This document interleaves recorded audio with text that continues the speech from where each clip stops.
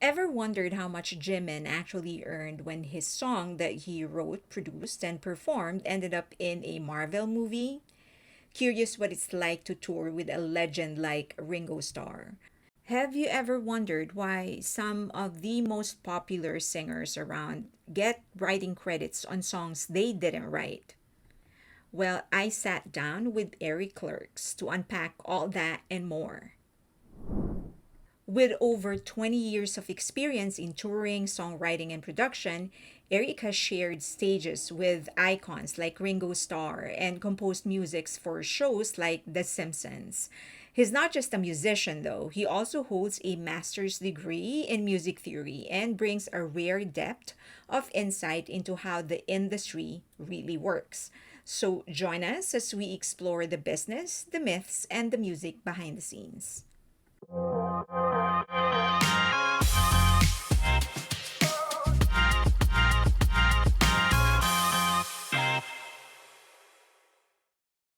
Thank you, Eric, for coming over. Thank you for appearing in the show. My pleasure to be here. Thank you so much for having me. Of course, of course. Okay, we have a lot to talk about, and I'm very excited about our conversation with BTS. I'm glad that you're a huge fan. But first, let's talk about you, your work. I know that you've had like 20 and more than 20 years of professional experience, and it's not just concerts, not just tours, but you've actually done work, sing basically. You've done work for TV shows and movies. Okay, but first, let's go to the beginning. How did this start? Yeah, I grew up in a very musically inclined family. I was the only one who really played any instruments, but we were encouraged to listen to a lot of music. There was always music happening in the house. And Mhm. growing up with that appreciation, when I had the opportunity to start playing in school, in elementary school, and junior high and high school, I got the bug and I really loved it. Felt really aligned for me. So much to the point that by the time I got into high school, I started feeling like this is really something. I feel like I could do this for a living. I could spend my life doing this work, and it felt really good. So, went off to college and then started my career. So, do you remember what instrument you first started playing? I started playing the viola when I was in elementary school. Funny thing for a rock and roll guitar player now, yeah. Okay. All right. So in the editing, I'm gonna show what the viola is because a lot of people will probably be familiar with the viola. Yeah, Okay. yeah, absolutely. Okay. So when did you transitioning to pop music? Yeah, I always had these 2 streams going at the same time. We listened to a lot of classical music, and I always really enjoyed classical, but also I was listening to a lot of pop music and rock music at the time, and, there was something about this. I wanted to find a way to link these things together. And I ended up getting a guitar and really enjoyed playing pop music with my friends and really got interested in learning how the songs worked and how they were structured and what made them so appealing. Because if you listen to a big symphony orchestra or a really strong ballad with an orchestra behind it, there's a certain power there. But then you listen to a Beatles song and it can have that same power with just 4 guys in a room, it was fascinating to me. Right. And I really wanted to learn how it worked. Right, right. So Yeah. you do have a master's degree in music theories. Correct. What did you study in college, though? Yeah, so I was I was a music major and my big interest and my big fascination was with jazz. Okay. And for that really was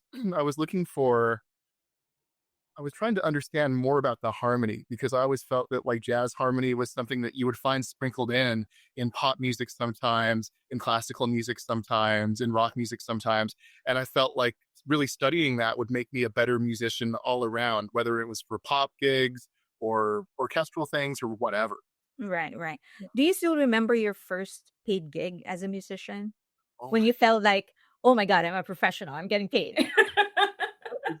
I remember I was in as a performer, I remember I was in high school and we got a gig playing at an ice skating rink. I'm from the Bay Area of California originally, and the group that I was working with got hired, and I think we made, I don't know, maybe $50 to play this little but our friends came out and it was this wonderful feeling of like, wow, we had rehearsed like crazy and it felt really good and we got some money at the end. But more importantly, the person who put it on really enjoyed what we brought and said, "Oh, we want to bring you guys back," and it felt viable. It felt like Right. we really wanted to come back and do over and over again, and that again helped push us forward a little bit. Okay. And so did he get you back to perform again? Yeah, several times, and I learned to wear gloves with no fingers while I played because it felt so cold. It was good. It was great. Right. Okay. So it was a band, I'm assuming. How long did you have that band? That band, there were a few different iterations of that first band when I was 15, 16 years old, and that band basically started, oh, and lasted about 6 or 7 years until I finished my first round of college.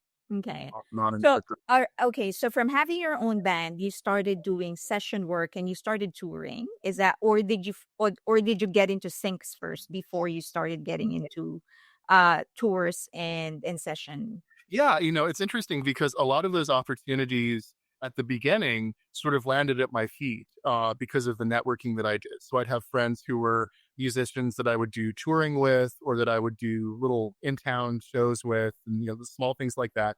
And they would call me and say, "Oh, Eric, we're looking for someone to help, with composition for this short film or this little independent project."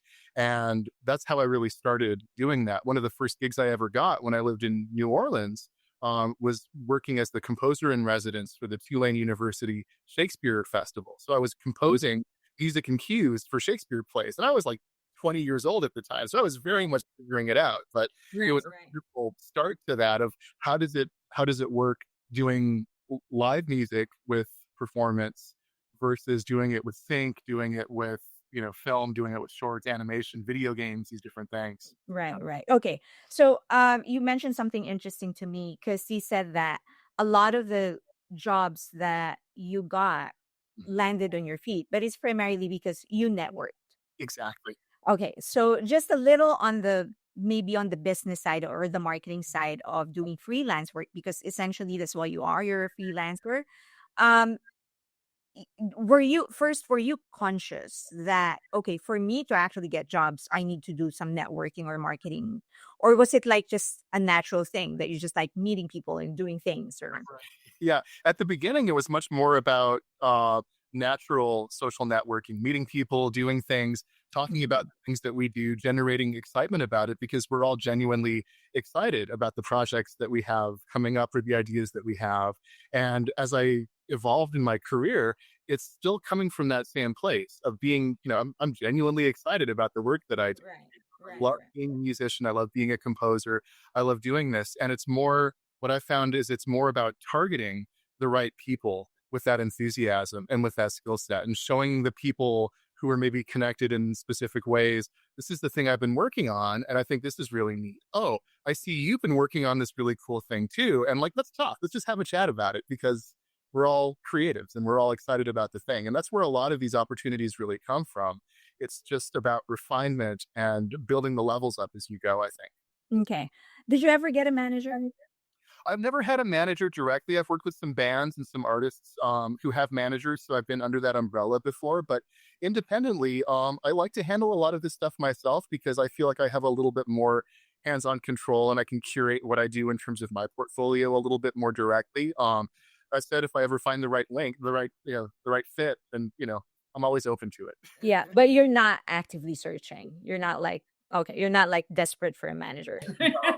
You know, because again, management is so much about networking too. When you have a good manager in your corner, they're utilizing, if they're doing their job well, they're utilizing all of their connections and their teams that they have to create something bigger. And so, it's great when there's alignment in that, but when there's not alignment, it can get very frustrating for everyone, I think.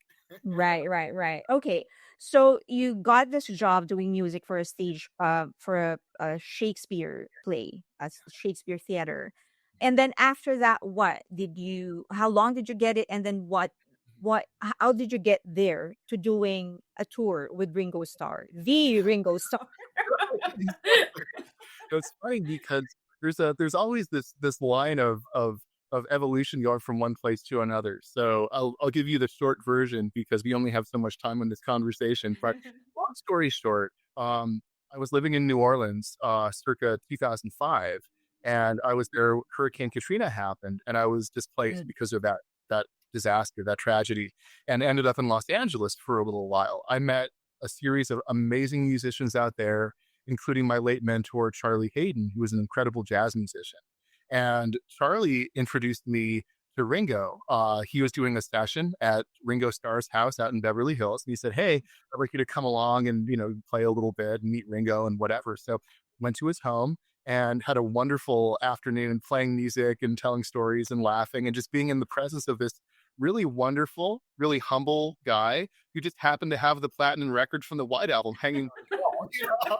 It was really It just happens to be a legend. No big deal. exactly, but that created opportunity, and through that opportunity, through those connections, and just being open to those experiences and really, looking at this, this is, who, if you ever had a chance to visit a Beatles house, like, why wouldn't we, Of course. and bringing that, again, bringing that enthusiasm and bringing that sense of, we're all here for the same purpose. Obviously you're in a very different place in your career and your evolution as an artist, Ringo Starr, than I am, Eric, is a 22, 23-year-old, blossoming musician. But we're all here. We recognize the aim that we have, which is to make really, really great music as much as we can, and be cool about it, and be Yeah. team players, ultimately working on these projects together. And that kind of attitude, I think, really goes a long way working in anything in entertainment, but especially in the arts like we're doing. Right. Okay, so how long did you do the tour with him?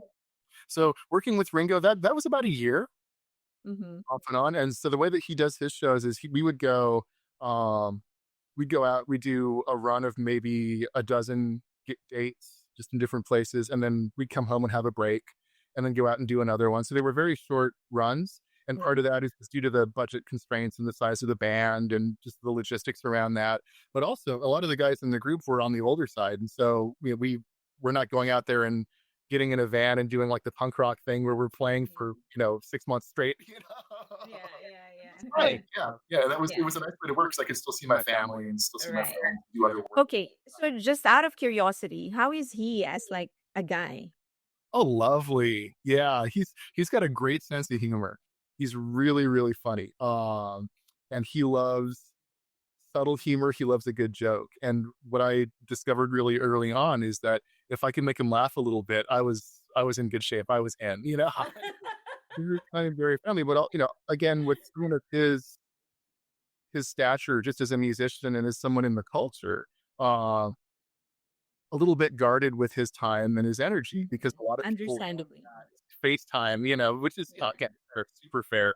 Yeah. And just coming, as long as I always approached him as a colleague, as someone who was there to work with him and support him and be there, under his umbrella, like he was always really cool, really, really cool. No ego, no drama, no, do you know who I am? Nothing like Right, right. I heard from my father, who is a huge the Beatles fan, that he is underestimated as a drummer. Like a lot of people would usually rank him as like an okay drummer, and he would say like they don't understand just how genius of a guy he is when it comes to not just drumming ideas, but just in music in general. Do you share the same? Yeah, I agree. I think one of the most difficult things as a musician is to play a very simple part that fits perfectly within the song. One need to play a simple beat. You could, a lot of the parts that Ringo plays, the patterns that he's played from the Beatles on up, are things that a beginning to intermediate drummer could play, sure, but it's the decisions that he makes as a composer of his parts that make it fit so perfectly with the song, and that I think is his real underestimated strength and power as a musician, is his ability to make that stuff fit. Right, right. Okay. Now you're working with the Simpson, or you just finished your project with the The Simpson. project, yeah. Okay. All right. So can you tell us like how is that process like? So from doing all of this touring and whatever, how did you bag this project with the Simpson? Was it Absolutely. pitching? Yeah. So it was really, it started with, again, it's really, it goes back to networking. Honestly, it goes all the way back to that point. So a friend of mine, Angela Roche, who's a fantastic composer and drummer. He used to play with Ziggy Marley and wonderful musician. He's really good friends with the current showrunner for The Simpsons. And they had been talking over time, and the three of us had a conversation over time about, we'd like to bring kind of a different flavor of music to a couple of episodes or an episode and see what we can come up with here. It's a little bit outside the box, a little bit different, a little bit more specialized. And that conversation was ongoing for almost a year because the Matt Selman, the showrunner, was saying, "Oh, we want to find the right vehicle for this kind of music, for this vibe that we're trying to create, and we want to make sure that it's the right place for it. We don't want to just shoehorn it into Mm-hmm. whatever."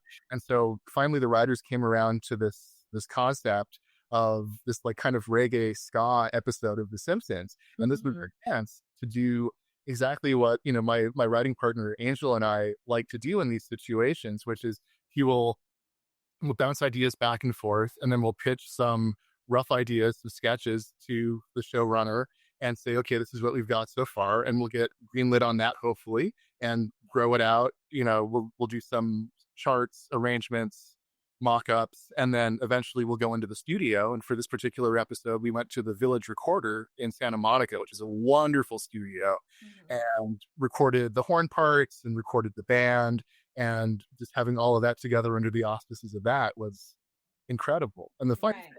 the the the whole process took about a year, but from the time we got the green light to the time we finished and delivered the recording, that was maybe 2 weeks.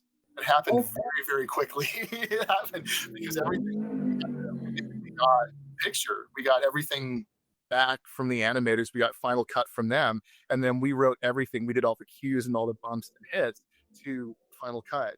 So we had to go quick because Final Cut was going to go out, with the audio right. immediately. So, eh, okay, so you were tapped for, was it a specific episode or one season or? It started off as that specific episode, and then we're in talks to do more. I think. Okay. Yeah. So can you describe to us the process when they tap you for that? Do they give you the script? Generally, we'll get a fragment of the script. We'll get some of it, but more often than not, we'll get a concept. Oh, we're looking for this style of music or this genre or something like that. And then when they get back, usually it's final cut of whatever the animation is. That's when we'll really Oh, get in. So it's very, very quick. The turnaround is very fast. right. Oh, wow. It's quick, which is different than like a movie where we're working with various stages of the editing process and doing things like that. And usually by the time we get to final cut, we've done 5 or 6 rounds at minimum of refining and editing and redoing cues and stuff like that. Whereas with Right. like for instance, because it's a basically a 26-minute, 24-minute episode, depending on commercial, like Right. it goes really, really quickly. Yeah. So you mentioned movies though, and you've done some as well. So when it comes to movies, what do you get first? You get the script, or do you sit down with the writers and they kind of just describe to you what's going to happen? Or Generally, we start with we'll start working with either the directors or the producers first, and so we'll have a conversation around big concepts. What are we looking at? It'll give us a chance to pitch different sound worlds, different ideas. If we get sometimes we get lucky and we do get a copy of the script ahead of time to really prepare on that front. More often than not, it's a phone call or a meeting, and we'll get an idea of what the vibe is. The idea is, and then we just, again, as composers, we have libraries generally of things that we've made over the years, sometimes just for ourselves, sometimes for other projects, but it allows us to basically put together what's like a pitch deck for the project. okay. Say, okay, we've got a certain set of sound worlds that we think might be a good fit for this, and then we take those sound worlds and we will customize them, tailor them, create new melodies, new cues, and it all depends on what the scope and the vision for the project happens to be. So it's very Okay. realistic. Yeah. Yeah, so that would confuse me to hell. Like vibe. Wow. There's a lot of you're always a moving target, and it's a very specific way of working that can get a little overwhelming sometimes, for sure. Right. Right. Okay. So for example, you get signed to do a movie. Is it also your job to to say, you know what, it would be great if we have a soundtrack and let's tap this artist, you Mhm. know. let's tap them and see if we can get them to do a soundtrack? Or is that somebody else's job, or is it a given by the producers? Yeah, again, it really depends on the context. Sometimes you'll have a team, like a music team with a music supervisor, or someone who's out there tapping the talent or tapping the people who are the artists that they're looking to have featured on the soundtrack, for example.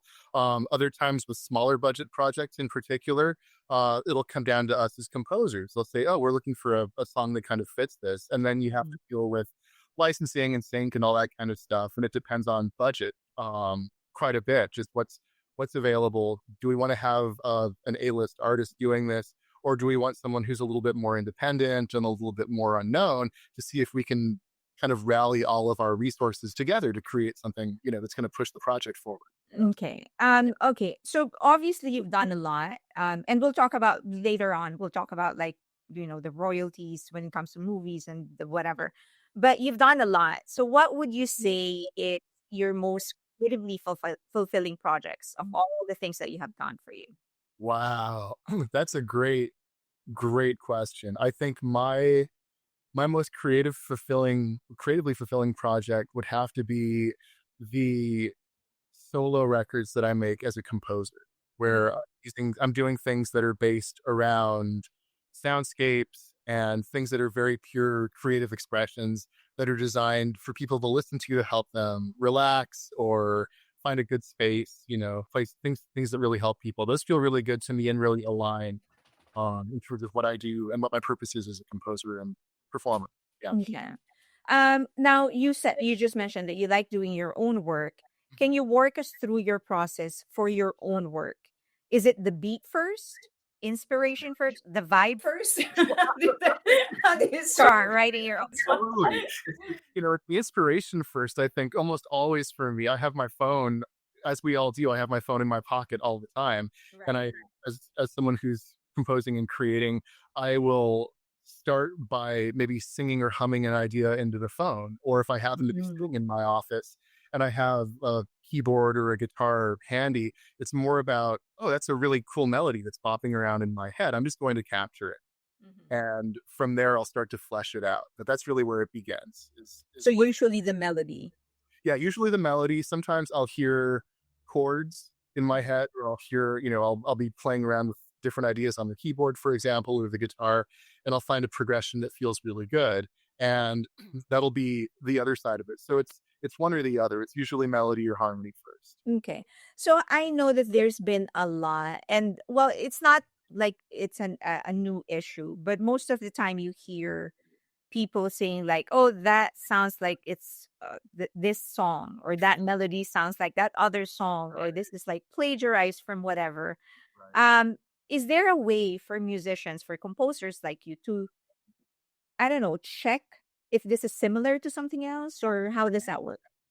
Things have really changed a lot over the last few years in our ability to actually check melodies and chord progressions, using basic things like Spotify, and using, just different apps, using AI even, to just run things through and just see if anything comes out as like a one-to-one match, because that's something I've certainly done. And I think most composers have done this at some point in their lives. They'll Mhm. come up with a thing that they think is brilliant, and it's, oh, this is my idea and it's so wonderful. And then they'll hear it on the radio, or they'll hear it in their kids, their kid is watching Bluey or something, and they'll hear it in the show. You'll, oh no, Right, right, right. Yeah. you're right and start over.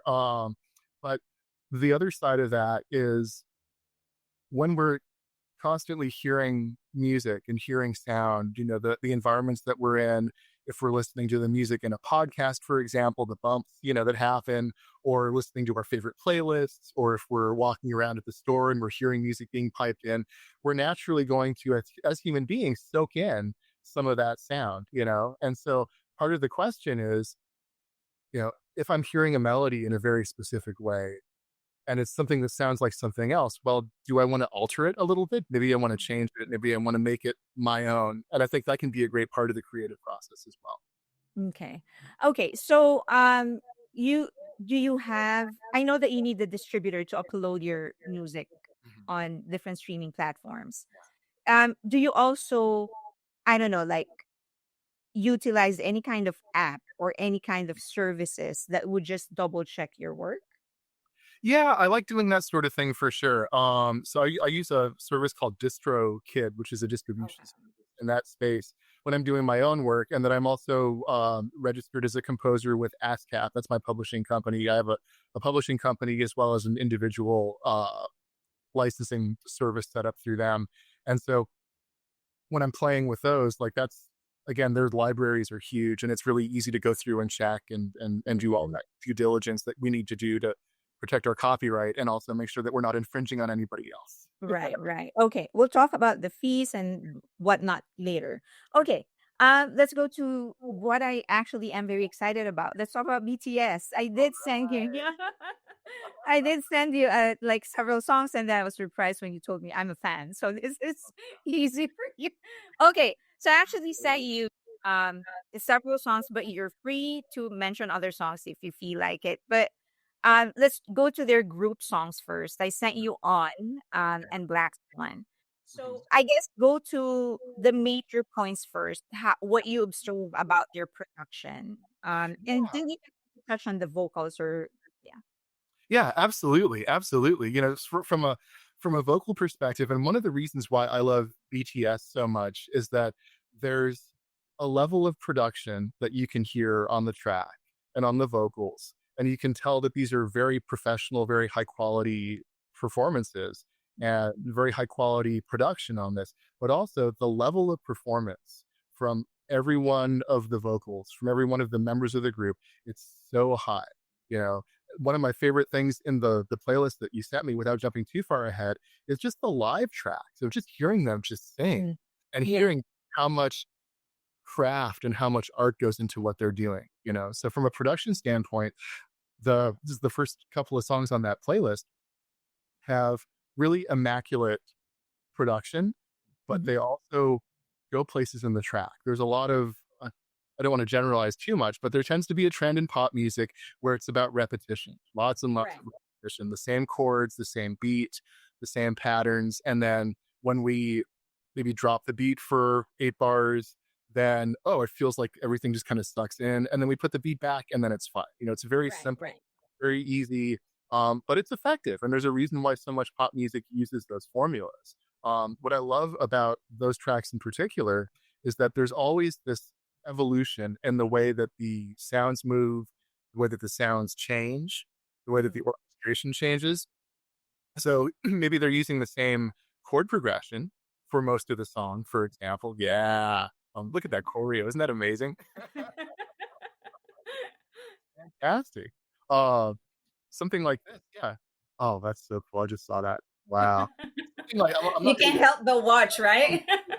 exactly. It's so but these sections where they do their breakdowns and they have these sections where things will shift. It's done in this way that's incredibly organic, but Mhm. incredibly smart, incredibly well thought out. The way that they change timbres and textures. There's another piece further down the playlist that I'd love to use as an example of how this works.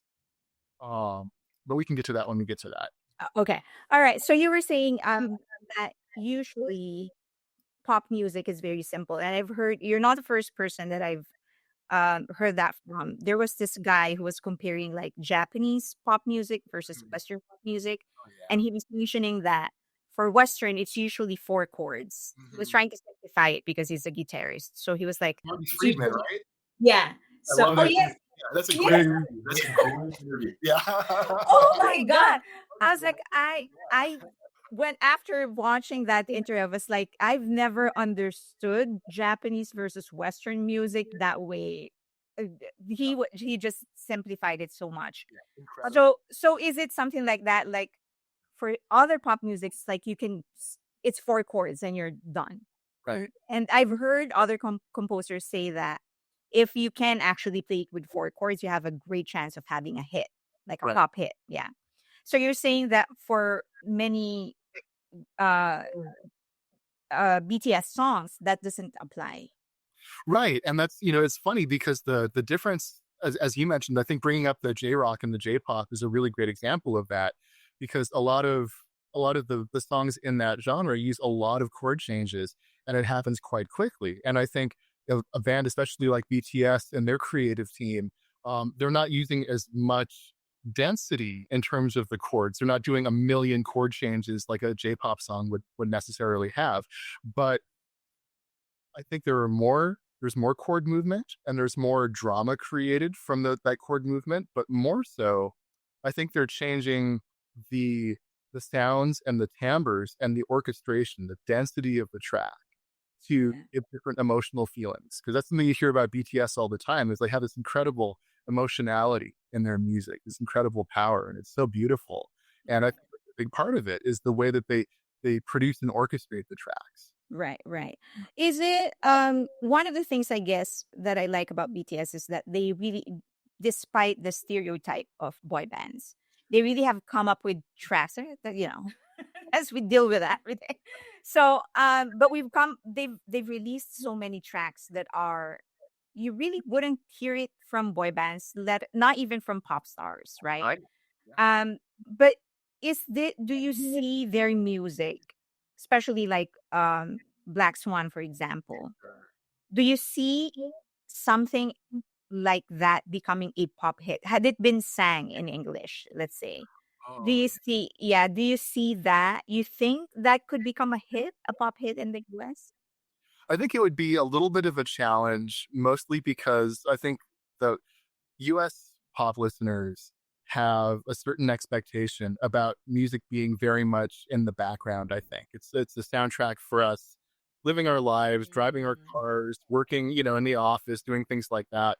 And I think a track like Black Swan brings this level of it demands your attention because of the Right, quality of the performances and the production. right, right. And I think something like that, I could see it being a hit in the sense of like an Adele song being a hit, for example, uh, Mhm. where you have a level of like, oh, I like this song, I resonate with this song emotionally. I don't think it would have the same kind of pop appeal as like a Katy Perry song, for example. You listen to Katie's music, and she's doing her thing. Bless her heart, and it's very straight ahead pop.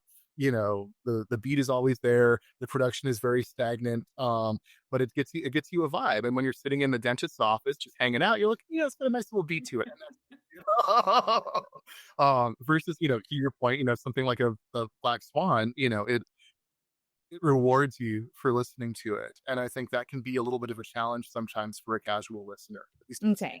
back. There's another thing that I've heard about BTS, and I don't know. I will not claim that I have a clear understanding of this concept, but they're saying that the voice, the lowest and the highest resonance, I don't know, like the voice, it's so far apart that it's very hard to produce a song for them Sure. because there's like this whole spectrum.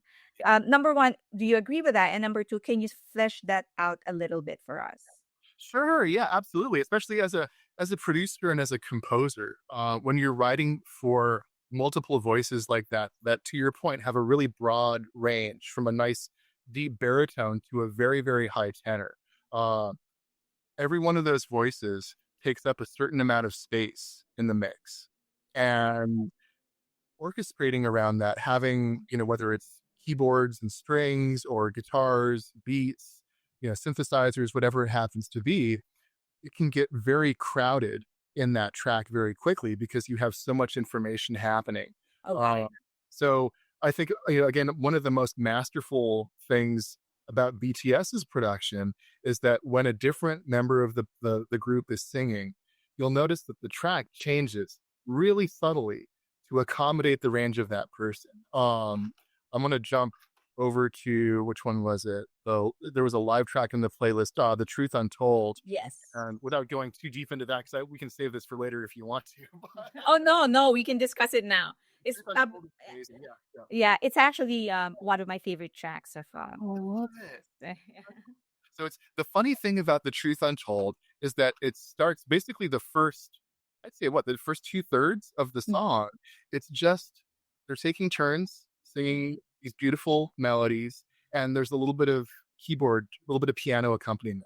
The thing that catches my ear immediately, um, the chords are mostly the same. They're not super complicated. There's maybe five or six chords happening in the piece overall, but every time a new person starts singing their line, the keyboard sound changes a little bit. The piano sound changes a little bit. So for one, you've got, strong, heavy piano chords, really pushing and really building. And then, you go about halfway through and the piano sound changes and it sounds almost like a Fender Rhodes, which is this electric piano that has this very mellow, very soft sound, very little attack compared to a big grand piano. And the chords are the same, the voicings are the same, but the vibe is completely different. And it adds that space, especially for the higher pitched voices, the more high resonance voices, having something low underneath to really support it is wonderful. And I think if the piano accompaniment had been the same all the way through, it wouldn't have really had the same effect. It would have got, I don't want to say boring because they're amazing singers, but the background would have been way more static and it wouldn't have been as, I think, compelling when you have these shifts Right, right. Okay. from act to act, Yeah, yeah. Uh, Interesting because this song is actually it's a story. It's a narration of a specific story.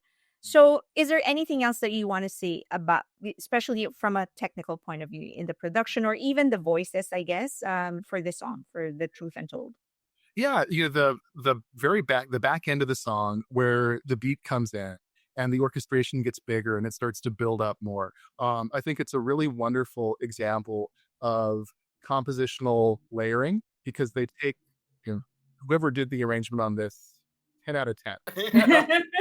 They take all of the different keyboard sounds that have been building through the track and then superimposing the beat underneath, and then it starts to grow a little bit. They just keep adding these small layers every single time, and it creates this beautiful effect of growing and evolving and creating all of this excitement and this breathing. Your heart beats a little faster at the end of the song, and that's exactly Right, the effect that we want as composers, is to bring you into this journey and to have the music, to your point, reflect the story that's being told. right, right. I love the August D featuring Ryuichi Sakamoto Oh yes, because everyone Ryuichi Sakamoto because he's a legend. yes. This is a little bit more in that. How cool is that? Right, right. Yeah, and the thing is that before, well, Ryuichi Sakamoto actually passed away, Right. but I think he was the last collaboration that the guy did. Yeah, so Suga went to meet with Ryuichi Sakamoto in person, and so like they just had a conversation about music. Part of it they decided to put into a film, Mm. and I guess Ryuichi Sakamoto was so inspired by him that he actually he did something for Sugar on the spot. Like it was like, oh, let's play the piano. Yeah. And then he was like, and so Ryuichi Sakamoto was playing. And then in the end, it was such a touching moment in the film when Ryuichi Sakamoto, after he did that, um, he stood up and he actually looked at Suga and he said, "That's for you." Like that I wrote that for. And I thought that was such a powerful moment. Maybe even to Suga, it was such a powerful moment because like that you inspired your idol to actually create something for you, and for him to say specifically that's for you was such a powerful. Yes. Yeah, Yeah. absolutely. Okay. Yeah. Yeah. Is it, yeah. So what do you want to share with us in terms of production or?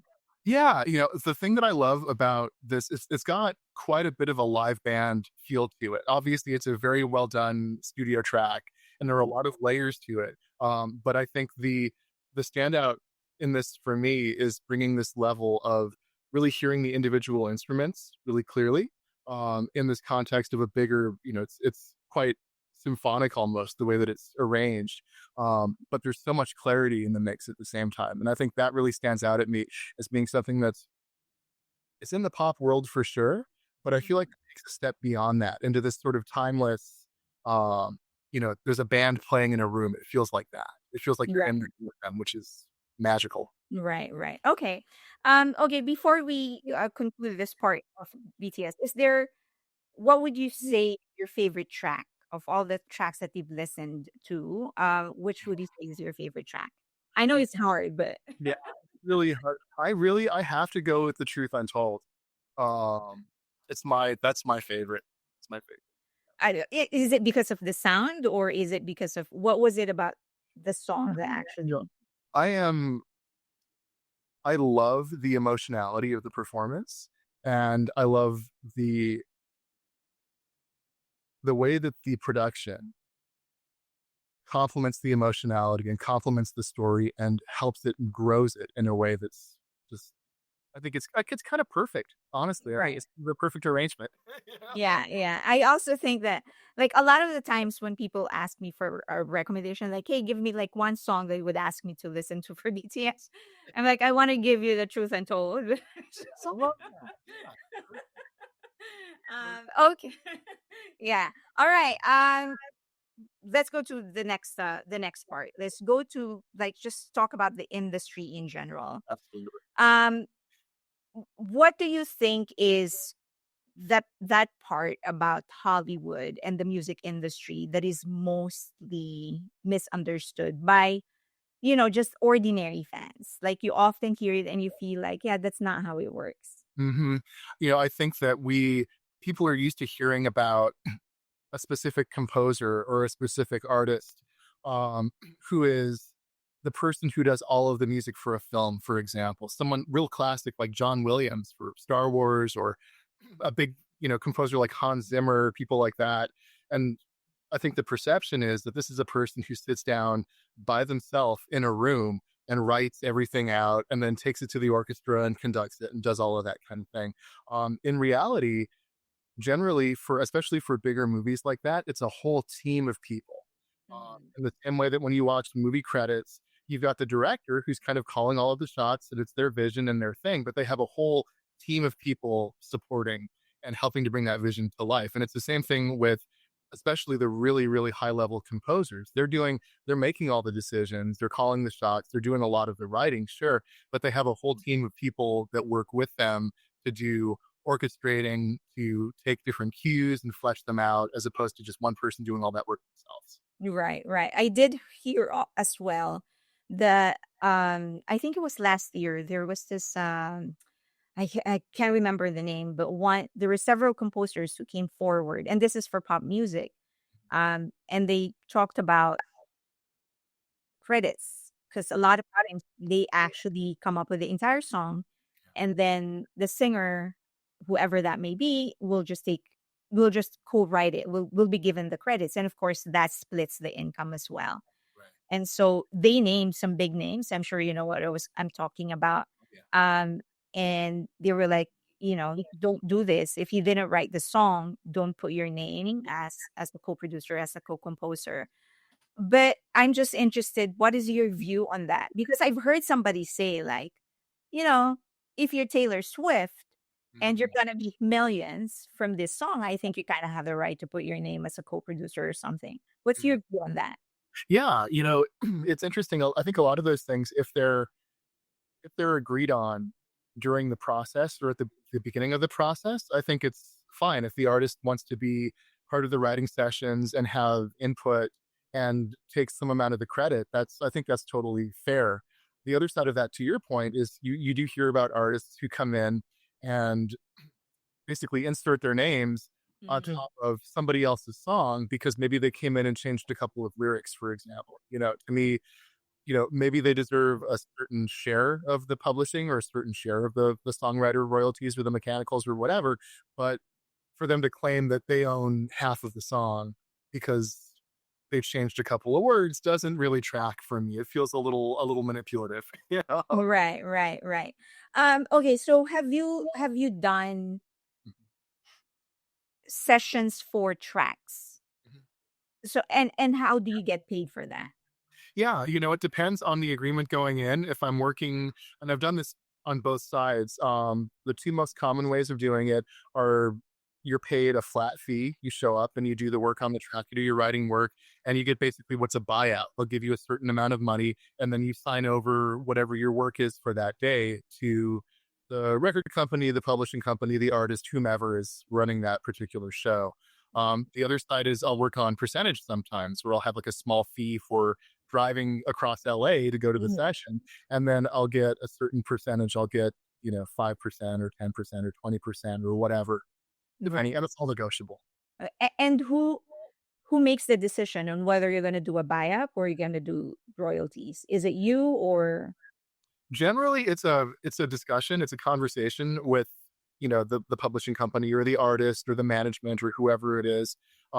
Generally speaking, for things that are just kind of one-off collaborations, a buyout is usually the way that it happens, and Mhm. it's I'm pretty comfortable with you show up and you do the work and you go. If it's a longer term relationship, and I've had buyout gigs that transform into these longer term collaborations, and the terms will change. They'll go Right. from offering X amount up front to saying, hey, you've been on this project for a while and we're really happy with the way that this is going and I'm feeling comfortable with you and everything's going great, so, I'm happy to renegotiate that. And, if we're both putting in a lot of effort into this, and let's make it slightly higher risk for me, but let's up the reward a little bit for everybody. Right.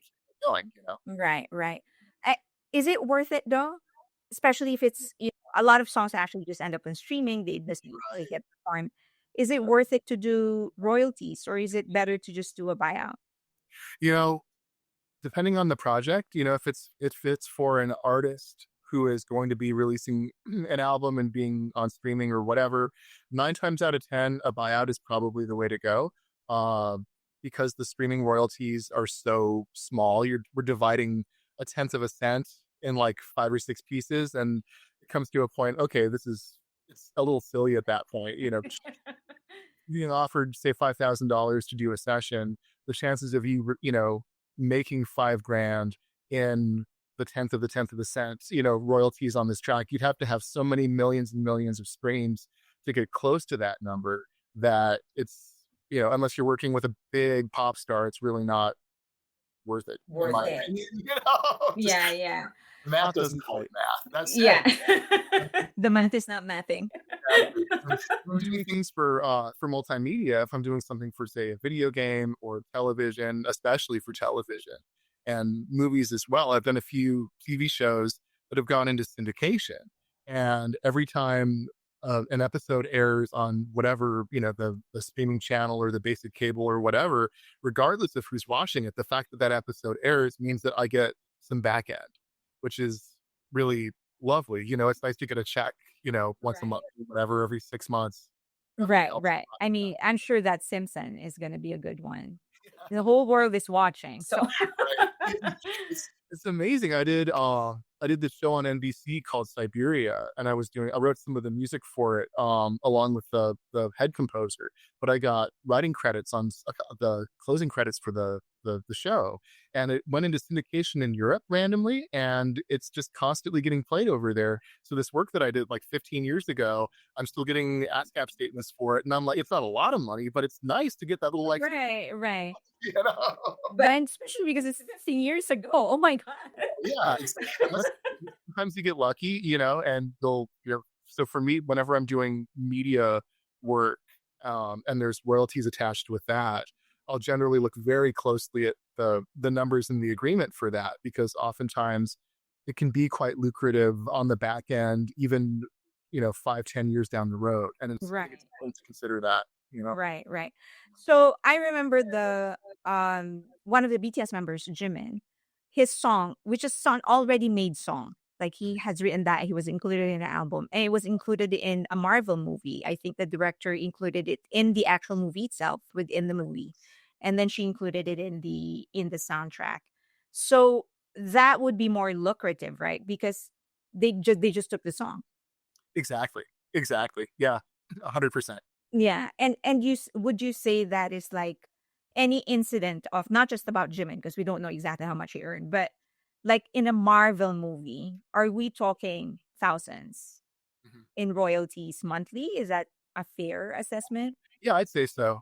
I'd say so. Looking at the distribution of the film and the number of places that it's screened, and if he has a share of the mechanicals, yeah, you can say thousands a month easily. Yeah. Yeah. Okay. Yeah. Well, yeah, because I thought it was like he hit the jackpot here because it's like it's an Oh, yeah. exceptional. He was a composer, the producer, the performer, Mhm. and it was made already. And she just took it, put it in a movie, and I was like, oh my god, it's probably millions here.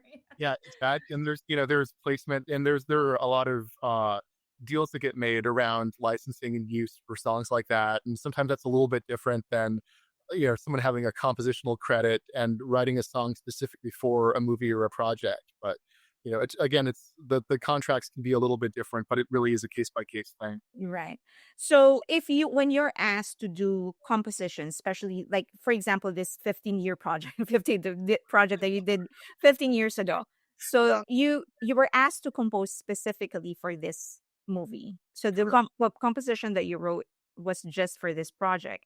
Is that when you are asked to compose, do they give you some money up front and then you get royalties, or you just get royalties? It depends on the situation.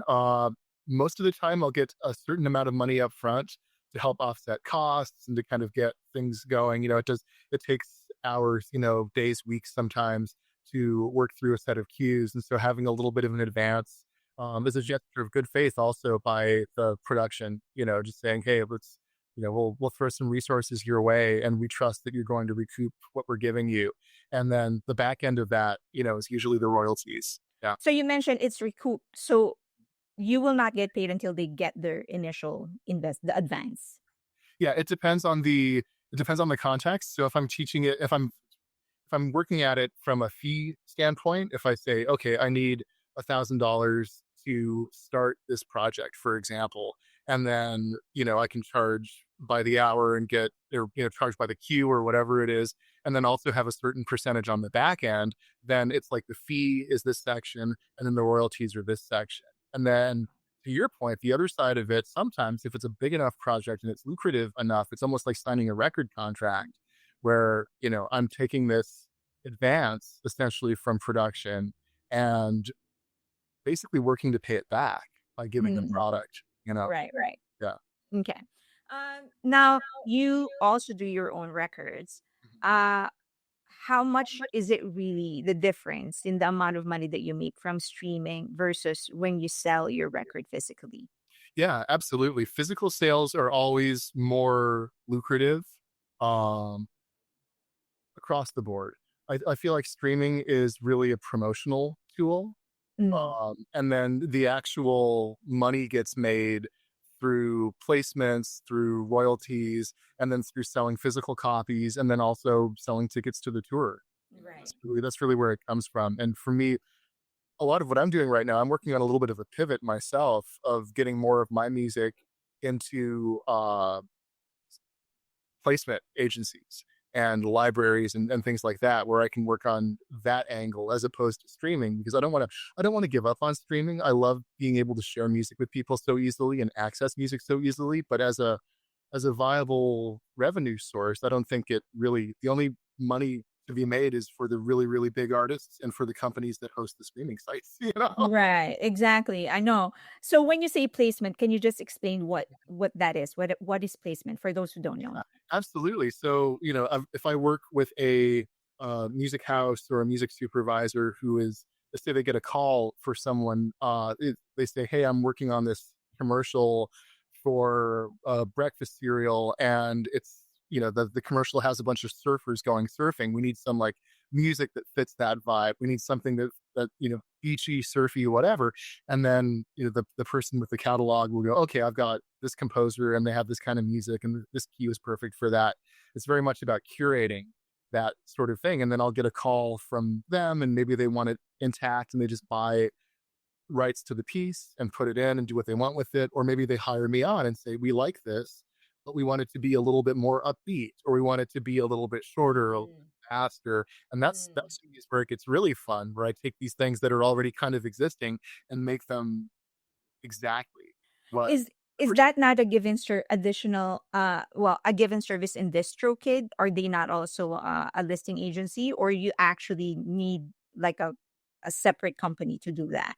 It's generally a separate company. Those are the ones who are generally the movers and shakers in that space. Distro does provide services like that where they make the library available. But in terms of curation, it's pretty limited because they have such a big library. Part of the again, back to the magic of networking. Right. You have people who are working in, ad agencies or film production companies, and they have their list of music supervisors that they will call that they know can get the job done, and it's that kind of industry insider that generally gets that level of work, as long as you're dealing with mid-level to upper tier work. For the independent stuff, yeah, maybe you find something on DistroKid, but Yeah, yeah. big Well, I'm just imagining the amount of money that the theme song from Friends. yeah. That's like, oh my god, he didn't have to work a single day in his life. It's amazing. I know. So, is there a secret is or a difference between writing music for a sync, or writing music just for yourself? Like, is there pointers like when you say, okay, I need to change this because this is for a sync? Yeah. I think about serving the narrative when I'm writing for a sync, whatever it happens to be, whether it's a, a- literally whatever the genre or whatever the style of the medium happens to be, is what story is this telling? And how do I musically move that story forward and support that story? To that point, when I'm writing for myself and doing my own creative work, that's still the most important thing. I think the focus just changes from what story am I trying to tell with this music to what story am I helping someone else tell, you know? And that's Mm. really that's the biggest difference for me. Is just maybe sometimes as composers, we have to remember to put aside our own egos or our own ideas about what a thing could be or should be, and really just listen to what we have in front of us. Listen to that voice, listen to that story. Right, right. Yeah. Okay, before we get into like general opinions on music and what's happening, especially with the TikTok trend and stuff, I just want to get your opinion. Like, if you're new and you're just starting out and you really do love music, is there a path that will allow them to do what they love, which is music, and also earn a living from it? Is there in this day and age, is still, unless without being like a huge pop star, that's what I mean. Is there still a path for people to actually still sustain themselves while they do music? There is a path. It's challenging, Mhm. and it requires an incredible amount of discipline and internal personal management in terms of budgeting your time, budgeting your money. You're basically a business of one in those Right. particular cases. And so I think those things, that's what tends to get people more even than the challenge of the networking or the challenge of getting yourself out there. It's really your running your life like a business, but also leaving space for your creative self to thrive without those two things getting too entangled. Right, right, right. Yeah. I'm just wondering because, I see a lot of, like, I do a lot of interviews with producers and stuff. And one of the things that they constantly not complain about, one of their concerns would be just, the cash flow, like how regular they need regular cash flow because bills are regular, unfortunately. Okay, let's go into like general stuff, especially with AI. Yeah. Okay, it's happening now. Um, is there any in your point of view, do you think what will be AI's role in music, and do you think eventually it can create songs that are just as beautiful as what we as humans can create? Yeah. It's a really interesting time that we're living in right now because we're starting to see these things grow and evolve and become more powerful. The thing that always makes me smile a little bit whenever I hear the AI generated music, at least right now, is that it's very easy to find the patterns in the music. And I think part of what makes it sound Mm-hmm. strange and synthetic to us is that we as human beings are super attuned to patterns. We're always looking for patterns. We're always finding these things. It's a survival instinct that we have as mammals, Yeah, yes.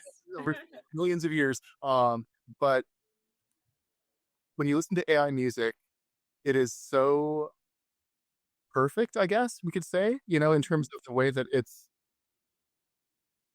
structured and formed and syncopated and the whole thing. Every aspect of it is very much a product of the AI analyzing a bunch of music and going, this feels like the pattern for this, and we're going to make this the pattern, and off we go. And that's all there is to it.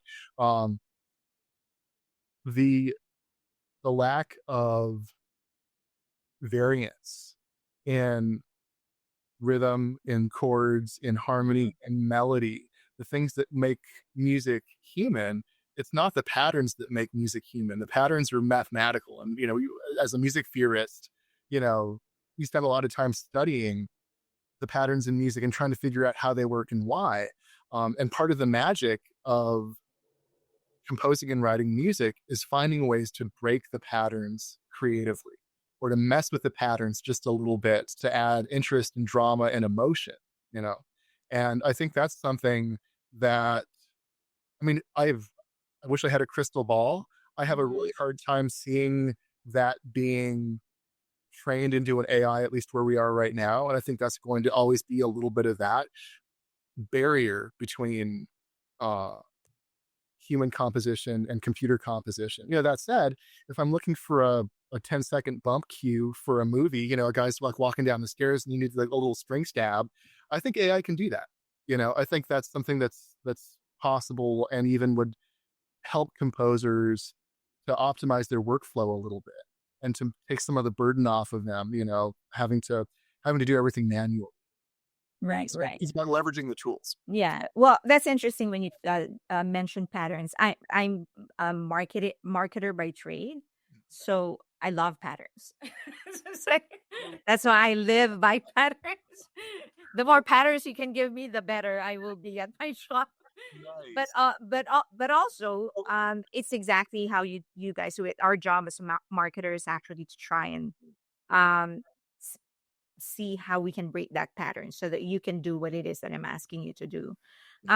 Okay, so now in line with that, I've heard from someone that nowadays recording labels would ask composers to limit the length of the song to under 3 minutes, as close as you can be to 2 minutes.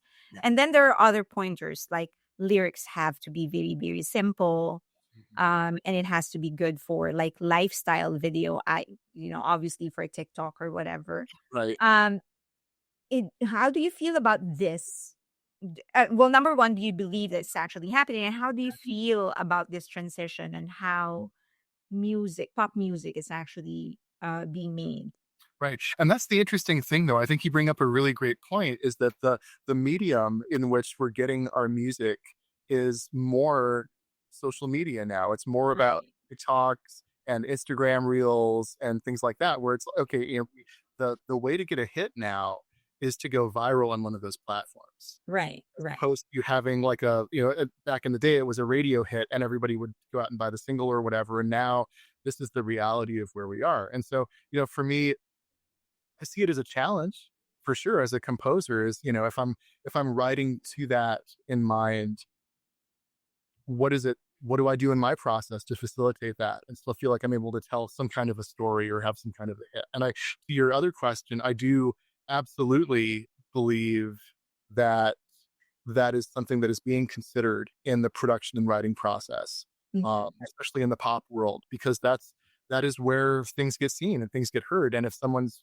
making 5 or 6 minute long, dance pop songs, they're not going to get any traction on those platforms. And if they're trying to reach a certain demographic, then Mhm. it's not gonna work for Right, right. Do you want to get signed at them. this stage in your career? Do you still? This stage, I'm not super worried about it. Honestly, it's not something that I spend a lot of time thinking about. I've been signed to a couple of different labels over the years, and where we are now with support for the artists and support for creators, um, unless you are a really, really big pop star, you're not going to get much support beyond a little bit of distribution and some basic level marketing. Because the labels don't have the budget anymore. There's not enough money on the back end for them anymore. Right, right. Except the Taylor Swifts and the Katy Perrys and the BTSs and Yeah, yeah.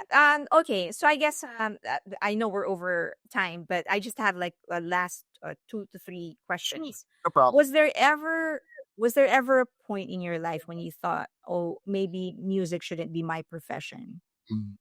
There there was one point, and I think it had more to do with personal stuff. I had gone through a pretty bad breakup and I was putting my life back together personally. Mm. And I was in a period where I had just gotten done with a touring commitment and I didn't have a whole lot on my radar in terms Mm. of future opportunities for a little while. And I was feeling a little bit down about that. And this is something that, again, as creatives, we do this in cycles and it can be really, really difficult when things are slow and we're in that famine stage of the cycle. And I was really looking into music adjacent jobs. I was looking at working, I got a job offer from a company called Sweetwater that sells music gear and guitars and basses and stuff. You probably see pop-up ads from them all the time. And I got an offer from them to go out and work sales for them. And I really thought about it because, I can still do musicy stuff and, Mhm. whatever. But soul searching on it and really thinking about it, thinking about what drives me and what has driven me throughout my life. It's always music, it's always creating, and it's always doing that. And it's just reminding myself that the slower periods always come and go, and that's okay. Right.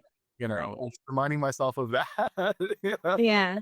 So how do you plan now financially? How do you plan for those lull? Mhm. I strongly believe in having a strong, like a good, strong, high interest savings account. I like CD ladders. I like having a really diverse stock portfolio. I like making my money work for me as much as I can.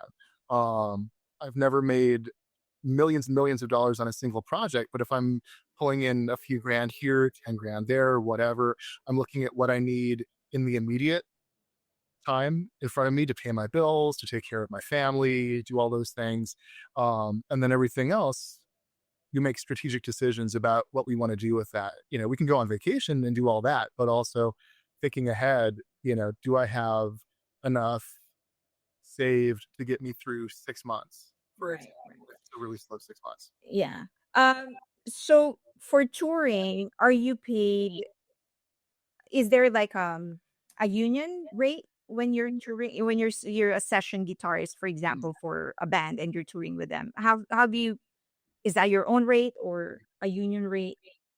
So usually it's a negotiated rate with the management company or the artist going into it. There used to be a union rate for touring, or still is technically, but it's not one that's really reinforced anymore. And I myself and a lot of my colleagues make above what base union rate would be for touring for a lot of it. But then also when I work with independent artists who are working on a small budget, I'll lower my rate for them if I really want to do the project, and that's okay. Yeah. Yeah, well, you're on your own boss, so you can do that. Exactly. Yeah. Okay. All right. So, I guess this is my last question. So, what's next for you now? Any dream project or upcoming project that we should be waiting for outside of Simpson? Okay. Absolutely. Keep an eye out for that for sure. I have a new album and a series of singles that I'm going to be releasing over the next 6 months or so. A single release every month, culminating in a big record, and that's under my own name, Erick Klerks. And you're going to be able to listen to that on places like Spotify. Also, I'll be making announcements on my Instagram channel and on my website, which is just erickclerks.com, talking about all of the new projects that I have coming up. I try to push all of that stuff as much as I can. I have a number of bands that I work with and tour with and collaborate with, and it's been a wonderful journey so far. And it's wonderful taking people along for the ride with me as we do these Right. things. Well, maybe I can have you back on the show once the album is released. I would love that. Yeah, and maybe we can do a reaction video when BTS they're gonna come back. So they serve in the military. So but the five members are finally will be done with their service and they're going to actually be discharged next month. So maybe we can do a reaction video I love on some of their songs. Yeah. Okay, so just go to your website. I know that you said it is under construction right now, it. but it maybe by next month it'll be all good. And then yeah, so I guess people can just follow you for now on your Instagram. What's your favorite guitar brand, by the way? Ooh, that's a good question. Controversial. Yeah, it really is. I like to build my own instruments, And so I like to Oh. take the things that I like about different designs and kind of make them my own. There are things I like about Fender guitars a lot, and I will. In fact, that's what I'm most comfortable on is like a Fender, like a Stratocaster or something like that. But I love Gibsons too, and they have their place. But a Fender feels like home for me from Okay. all the playing I've done. Yeah. Okay. Oh, so it's the Fender then. All right. Thank you, Eric. Thank you so Thank much. you very much, Caroline. It was really nice meeting you. Nice talking to you.